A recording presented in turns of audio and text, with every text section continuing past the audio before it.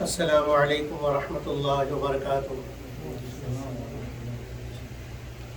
الحمد للہ وکفی والصلاة والسلام علی سید الانبیاء وعلی آلہ واصحابہ الاتقیاء، اما بعد فاعوذ باللہ من الشیطان الرجیم، بسم اللہ الرحمن الرحیم۔ إلا تنصروه فقد نصره الله إذ أخرجه الذين كفروا ثاني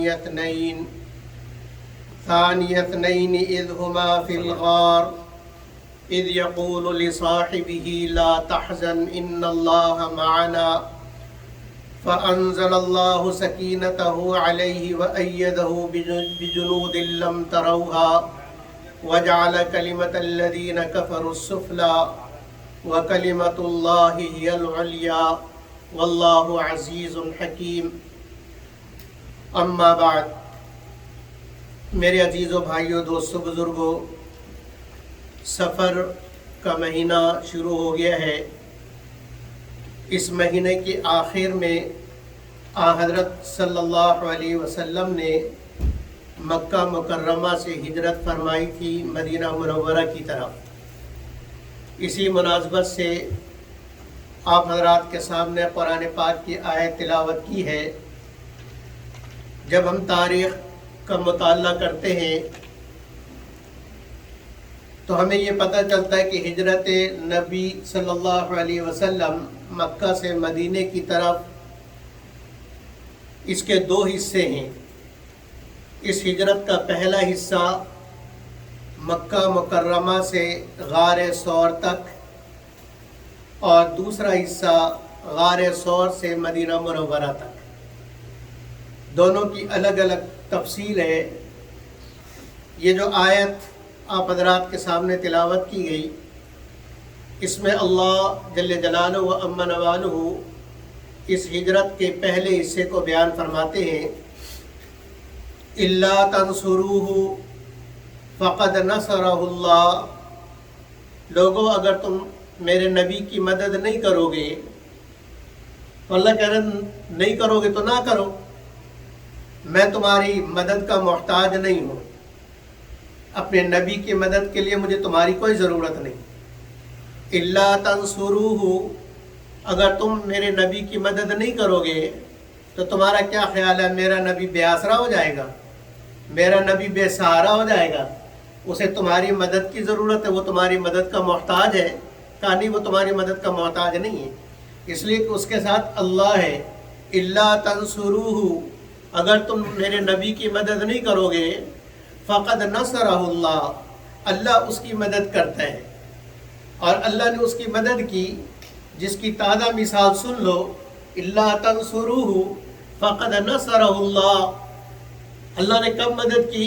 اذ اخرجہ الذین کفروا، جب مکہ مکرمہ سے کافروں نے ان کا مکہ مکرمہ میں رہنا، دین کی تبلیغ کرنا، دعوت کرنا ان کے لیے مشکل کر دیا، اور ہر طرف سے راستہ تنگ کر دیا، یہاں تک کہ نبی صلی اللہ علیہ وسلم کو اپنا پیارا وطن، جہاں آپ پیدا ہوئے اور جس سے آپ کو بہت پیار تھا، اس وطن کو سے نکلنے پر کافروں نے مجبور کر دیا۔ اذ اخرجہ الذین کفروا، اللہ نے اس وقت اپنے نبی کی مدد کی جب کافروں نے ان کو مکہ مکرمہ سے نکالا۔ فقد نصرہ اللہ اذ اخرجہ الذین کفروا ثانی اثنین اذ ہما فی الغار، دو میں سے میرا نبی دوسرا تھا۔ ثانی اثنین، دو شخصوں میں سے میرا نبی دوسرا تھا، اور وہ دونوں غار کے اندر تھے۔ وہ دونوں کون؟ حضرت ابوبکر صدیق رضی اللہ عنہ اور نبی پاک صلی اللہ علیہ وسلم۔ تو اللہ جل جلالہ و عم نوالہ نے اس غار کے اندر اپنے نبی کی مدد کی۔ میرے عزیز و بھائیو، مکہ مکرمہ کے اندر جب نبی اکرم صلی اللہ علیہ وسلم کے لیے ہر طرف سے راستہ تنگ کر دیا گیا، یہاں تک کہ ان کا مشورہ ہوا اور میٹنگ ہال جس کو دار الندوہ کہتے تھے، دار الندوہ میں ان کی میٹنگ ہوئی، اور اس میٹنگ میں بڑے بڑے مشرکین اور بڑے بڑے شیاطین جمع ہوئے، عتبہ، شیبہ، ابو جہل، حکیم بن حزم، اس قسم کے بڑے بڑے دشمنان اسلام اور دشمنان نبی اکرم صلی اللہ علیہ وسلم جمع ہوئے، اور شیطان لعین بھی ایک انسان کی شکل میں آ گیا اور وہ ان میں شامل ہوا۔ مشورہ ہوا اس بات پر کہ محمد صلی اللہ علیہ وسلم کی دعوت اور آپ کا دین جو ہمارے بتوں کے خلاف ہے، بت پرستی کے خلاف ہے، ہم 360 کو مانتے ہیں، ان کے آگے نظر و نیاز کرتے، یہ کہتا ہے ایک ہی ایک ہے، ہم کہتے ہیں 360 سے ہوتا ہے، یہ کہتے ہیں 360 سے نہیں ہوتا، ایک سے سب کچھ ہوتا ہے۔ اور اس نے گھر کے اندر درار ڈال دیے، باپ مسلمان تو بیٹا مسلمان نہیں، بیٹا مسلمان تو باپ مسلمان نہیں، گھر کا ایک فرد مسلمان باقی مسلمان نہیں، گھر کے سارے فرد مسلمان ایک مسلمان نہیں، تو گھروں کے اندر توڑ پیدا کر دی۔ لہذا محمد صلی اللہ علیہ وسلم کی اس تحریک کو کیسے روکا جا سکتا ہے؟ اس پر مشورہ ہوا، اس پر میٹنگ ہوئی، سب نے مشورہ دیا۔ اللہ جل جلالہ عما نوالہ فرماتے ہیں اذ یمکر بک الذین کفروا، جب کافروں نے تدبیر کی آپ کو روکنے کے لیے، آپ کی دعوت کو روکنے کے لیے، اور کیا انہوں نے مشورہ کیا؟ اذ یمکر بک الذین کفروا لیثبتوک او یقتلوک او یخرجوک، تین باتیں مشورے میں بات ہوئی کہ یا تو ان کو قید کر دیا جائے، قید کر دیا جائے اور ایسی جگہ قید کیا جائے کہ کوئی ان کو چھڑا نہ سکے، او یقتلوک، یا ان کو قتل کر دیا جائے، او یخرجوک، یا ان کو مکہ سے نکال دیا جائے، جلا وطن کر دیا جائے۔ اللہ کہتا ہے وَيَمْكُرُونَ وَيَمْكُرُ اللَّهُ، یہ تو اپنی تدبیر کر رہے تھے، ادھر اللہ اپنی تدبیر کر رہا تھا۔ وَاللَّهُ خَيْرُ الْمَاكِرِينَ، تدبیر اللہ ہی کی غالب آتی ہے، اس لیے کہ سب سے بہتر تدبیر اللہ ہی کی ہوتی ہے۔ چنانچہ مشورہ کسی نے یہ کہا، ابو جہل نے کہا میں ایک مشورہ دیتا ہوں اور مجھے امید ہے کہ تم سب اس پر اتفاق کرو گے۔ سب نے کہا جی ضرور بتائیے۔ ابو جہل نے کہا کہ میرا مشورہ یہ ہے کہ جتنے قبیلے یہاں موجود ہیں، ہر قبیلے سے ایک آدمی، ایک بہادر مقرر کیا جائے، ایک سردار کو لیا جائے، اور سارے مل کر یکدم محمد پر حملہ کر دیں صلی اللہ علیہ وسلم۔ پھر اس نے فائدہ بتایا کہ اس کا فائدہ کیا ہوگا۔ اس کا فائدہ، پہلا فائدہ تو یہ ہوگا کہ بنو عبد مناف سارے قبیلوں سے لڑ نہیں سکیں گے، تو وہ بدلہ نہیں لے سکیں گے۔ کہ کس میں ہمت ہے ایک قبیلے کے اندر کہ وہ سارے قبائل سے لڑے؟ اور دوسرا، اگر فدیے پر بات آئی تو ہم سارے مل کے دے دیں گے، کسی پر بوجھ نہیں بنے گا، اور اس کی زبان میں کہ یہ قصہ ختم ہو جائے گا، اور ایک کا نعرہ لگانے والا دنیا سے چلا جائے گا تو ایک کا نعرہ بند ہو جائے گا۔ سب نے اس مشورے کو پسند کیا اور کہا کہ یہ بالکل اچھا مشورہ ہے، ٹھیک مشورہ ہے۔ ادھر اللہ جل جلالہ عما نوالہ نے اپنے نبی صلی اللہ علیہ وسلم کو ان کے مشوروں سے آگاہ کر دیا اور تیار رہنے کا حکم دیا۔ نبی اکرم صلی اللہ علیہ وسلم اللہ کے اگلے حکم کے لیے بالکل تیار ہیں۔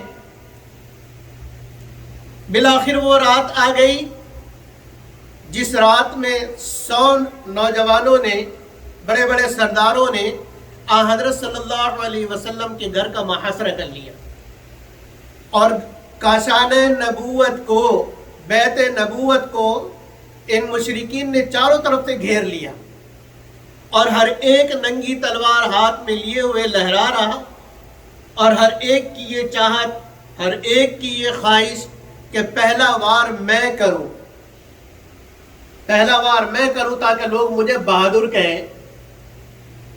نبی اکرم صلی اللہ علیہ وسلم کے ساتھ اس رات حضرت علی رضی اللہ عنہ تھے۔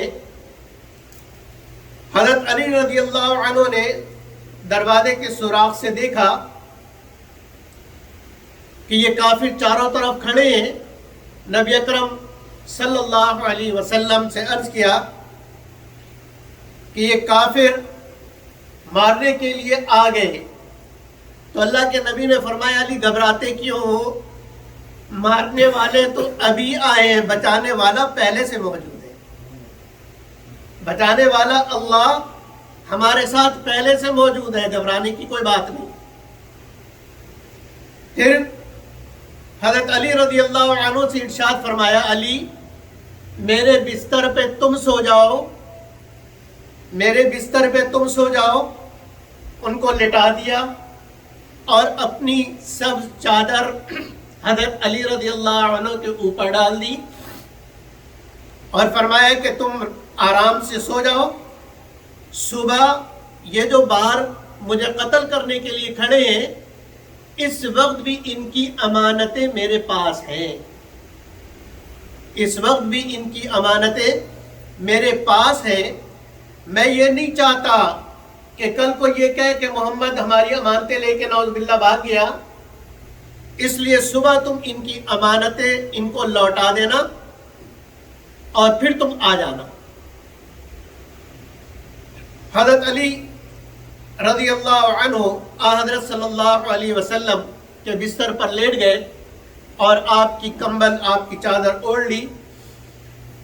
اللہ اکبر۔ اس پر ہمارے کچھ لوگ بڑے فخر کرتے ہیں کہ وہی اول ہے، وہی افضل ہے، سب سے جس کو اللہ کے نبی نے ہجرت کی رات اپنے بستر پہ سلایا۔ اور میں یہ کہتا ہوں کہ اس کی افضلیت میں کوئی شک و شبہ نہیں، اس کے بڑے ہونے میں کوئی شک و شبہ نہیں، لیکن صرف اس بات پہ سوچو کہ نبی صلی اللہ علیہ وسلم نے جس کو اپنے بستر پہ ایک رات سلایا وہ افضل ہے، یا جن کو قیامت تک کے لیے اپنے پاس سلا لیا وہ افضل ہے؟ ابو بکر عمر رضی اللہ عنہ کو تو اپنے گھر میں سلایا، قیامت تک کے لیے سلایا اور اپنے ساتھ سلایا۔ ہے کوئی جدا کرنے والا؟ ہے کوئی نبی و صدیق کو جدا کر دے؟ قیامت تک کوئی جدا نہیں کر سکتا۔ اللہ جل جلالہ امن والوں نے نکلنے کا ارشاد فرمایا۔ نبی اکرم صلی اللہ علیہ وسلم زبان حال سے یہ عرض کرتے ہیں کہ باہر تو دشمن کھڑے، کیسے نکلوں؟ اللہ جل جلالہ امن والوں نے ارشاد فرمایا کہ ایک مٹھی مٹی لو اور ان کی طرف پھینک دو۔ اللہ اگر میں سامنے پھینکوں تو پیچھے والے بچ جائیں گے، دائیں پھینکوں تو بائیں والے بچ جائیں گے، پیچھے پھینکوں تو آگے والے بچ جائیں گے، سب کے آنکھوں میں یہ مٹی کیسی جائے گی؟ اللہ نے فرمایا پھینکنا تمہارا کام ہے، ان کے آنکھوں میں پہنچا کر ان کو اندھا کر دینا میں اللہ کا کام ہے، میرا کام ہے۔ اللہ فرماتے ہیں کہ میرے نبی وہ جو آپ نے مٹی پھینکی تھی نا وہ آپ نے نہیں، وما رمیت اذ رمیت، وہ جو آپ نے مٹی پھینکی تھی نا وما رمیت، وہ آپ نے نہیں پھینکی تھی، ولکن اللہ رما، وہ اللہ نے پھینکی۔ اور اللہ جب پھینکے تو سب کے آنکھوں میں نہ جائے، ایسا ممکن نہیں۔ چنانچہ نبی صلی اللہ علیہ وسلم نے مٹی ہاتھ پہ لی اور پڑھا وشاہت الوجوہ، وشاہت الوجوہ، اور مٹی سامنے کی طرف پھینک دی۔ اللہ نے ہر ایک کی آنکھ میں اس مٹی کو پہنچایا جس سے ان کی آنکھیں چوندیا گئیں، ان کو کچھ نظر نہیں آ رہا تھا، ساری چیزیں ان کی نظروں سے غائب۔ نہایت اطمینان کے ساتھ نبی صلی اللہ علیہ وسلم نے دروازہ کھولا، یہ اپنی آنکھوں کو مل رہے تھے اور نبی صلی اللہ علیہ وسلم ان کے درمیان سے حفاظت کے ساتھ نکل رہے تھے۔ اب یہ دیکھیے نبی اپنے گھر سے نکلے گئے کہاں؟ اپنے گھر سے نکل کے کہاں گئے؟ اپنے گھر سے نکل کر حضرت صدیق اکبر رضی اللہ عنہ کے گھر کی طرف گئے، اس لیے کہ اللہ کا اشارہ ایسا ہی تھا، اللہ کا حکم ایسا ہی تھا کہ نبی یہاں سے نکل کے جانا کہا صدیق کے گھر جاؤ۔ نبی صلی اللہ علیہ وسلم اپنے گھر سے نکلے، حضرت صدیق اکبر رضی اللہ عنہ کے گھر دروازہ کھٹکھٹایا، وہاں تو پہلے سے تیار تھے، حضرت ابوبکر رضی اللہ عنہ پہلے سے اس بات کے لیے تیار تھے، ساری قربانی کے لیے تیار تھے۔ دروازہ کھولا، مرحبا کہا، اللہ کے نبی نے اللہ کا حکم سنایا کہ ہجرت کا حکم ہے، اور مجھے یہ حکم دیا گیا ہے کہ تمہیں ساتھ لے جاؤں، تمہیں ساتھ لے جاؤں۔ وہ تو جیسے خوشی سے ان کی عید ہو گئی، خوشی سے عید ہو گئی، گھر والے بھی سارے خوش، حضرت اسماء بنت ابی بکر رضی اللہ عنہ، حضرت عائشہ رضی اللہ عنہ اور حضرت ابوبکر رضی اللہ عنہ کی اہلیہ محترمہ اور والد اس وقت گھر میں موجود تھے۔ جلدی جلدی حضرت اسماء رضی اللہ عنہ نے ناشتہ تیار کیا، توشہ تیار کیا راستے کے لیے، اور وہ جو توشہ، وہ ناشتہ جس کپڑے کے اندر رکھا، اس کو باندھنے کے لیے کوئی رسی نہیں تھی، انہوں نے اپنا پٹکا، اپنا زار بن کے 2 ٹکڑے کیے، ایک خود استعمال کیا، ایک سے توشہ دان باندھا۔ نبی صلی اللہ علیہ وسلم کی رحمت بھی جوش میں تھی، آپ نے خطاب دیا ذات النطاقتین، 2 پٹکے والی، اور یہ ایسا خوبصورت خطاب ہے کہ حضرت اسماء رضی اللہ عنہ نے ساری زندگی اس خطاب کو اختیار فرمایا۔ اللہ اکبر۔ قصہ مختصر، حضرت ابوبکر، حضرت نبی اکرم صلی اللہ علیہ وسلم گھر سے نکلے رات کے وقت، اور مدینہ منورہ سے تقریباً 5 میل کے فاصلے پر جبل ثور ہے، اس میں غار ہے جس کو غار ثور کہتے ہیں۔ پروگرام یہ بنایا کہ اس غار کے اندر رکتے ہیں، اس لیے کہ جب صبح ان کو پتہ چلے گا کہ محمد نہیں ہے صلی اللہ علیہ وسلم، تو یقیناً یہ تلاش کرنے کے لیے ادھر ادھر پھیل جائیں گے، اور کتنے دن تلاش کریں گے؟ 3 دن تلاش کریں گے زیادہ سے زیادہ۔ جب ان کی تلاش سرد پڑ جائے گی، پھر ہم یہاں سے نکل کے آگے چلیں گے۔ اب جب اس پہاڑ پہ پہنچے تو غار بہت اوپر،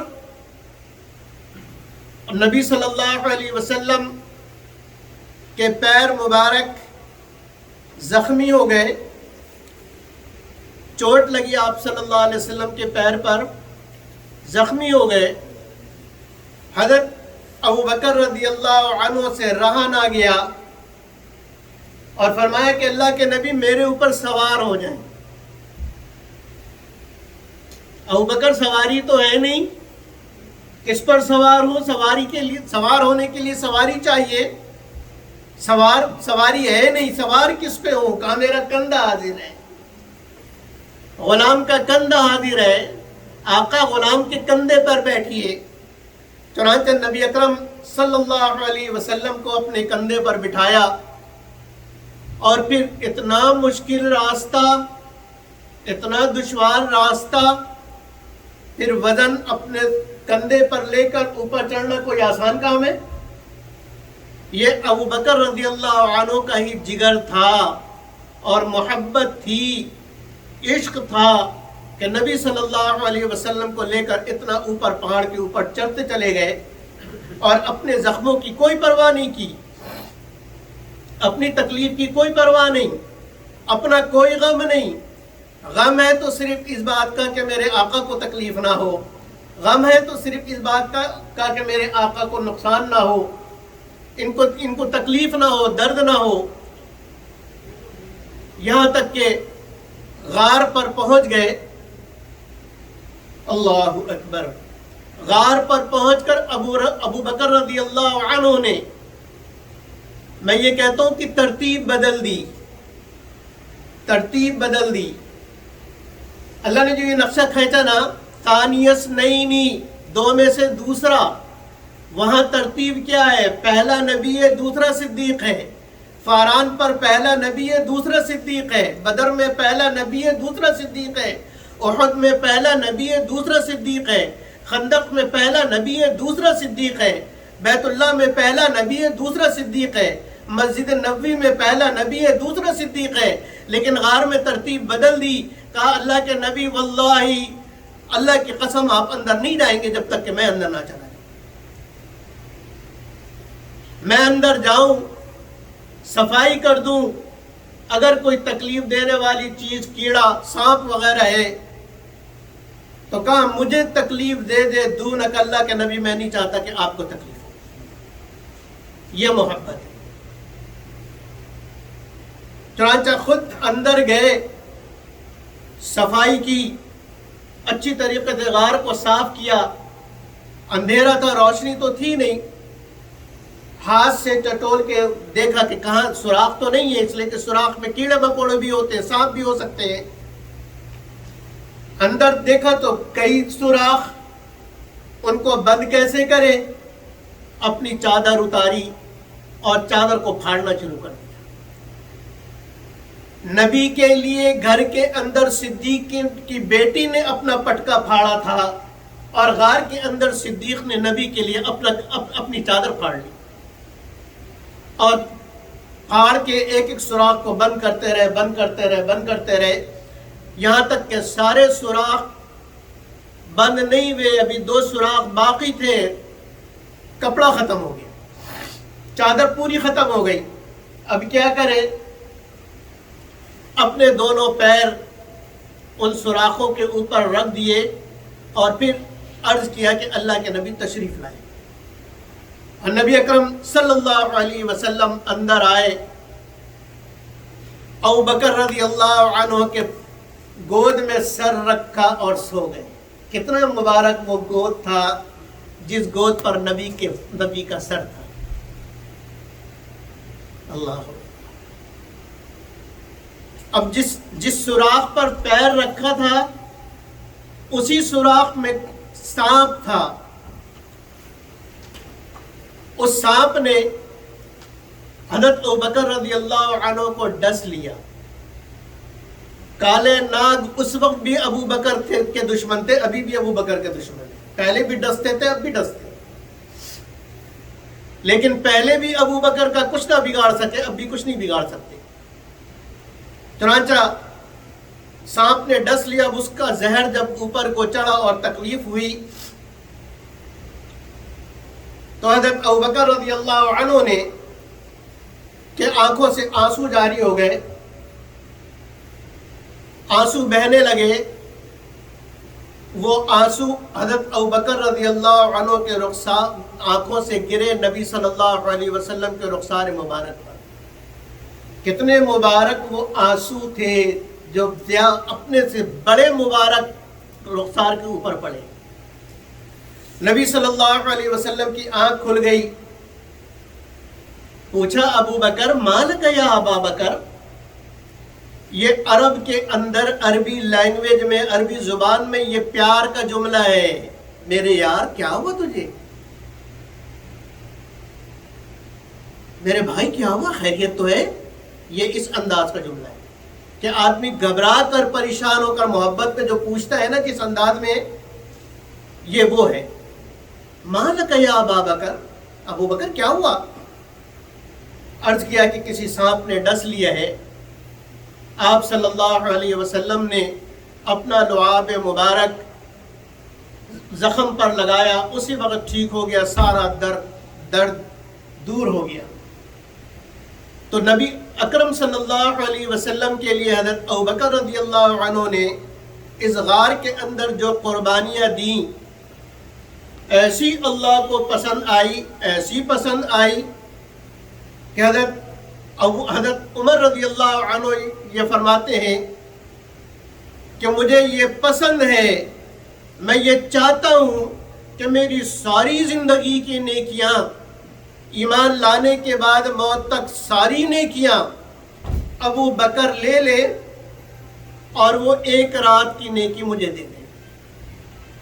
حضرت عائشہ رضی اللہ عنہ نے پوچھا نبی اکرم صلی اللہ علیہ وسلم سے، اس وقت جب کہ ستاروں سے آسمان بھرا ہوا تھا، اربوں کھربوں پتہ نہیں لا تعداد ستارے آسمان پہ چمک رہے تھے، پوچھا کہ اللہ کے نبی آپ کی امت میں کوئی ایسا ہے جس کی نیکیاں اتنی ہو؟ کہاں عمر کی۔ حضرت عائشہ رضی اللہ عنہ نے پوچھا کہ عمر کی اتنی نیکیاں اور میرے ابا کی کتنی نیکیاں؟ کہا تمہارے ابا کی تو اس ایک رات کی نیکی اس سب پہ بھاری ہے۔ یہ ہے ابو بکر رضی اللہ عنہ جو غار میں پہلے جا کر یہ ساری امت کو سبق سکھا گئے کہ دل کی غار کے اندر اگر حب نبی داخل کرنا ہے، اگر نبی صلی اللہ علیہ وسلم کی محبت دل کے اندر داخل کرنا ہے تو پہلے صدیق کی محبت دل میں داخل کرنی پڑے گی۔ بغیر صدیق کی محبت نبی دل میں آئی نہیں سکتی۔ اللہ مجھے اور آپ کو توفیق عطا فرمائے۔ وآخر دعوانا ان الحمدللہ رب العالمین۔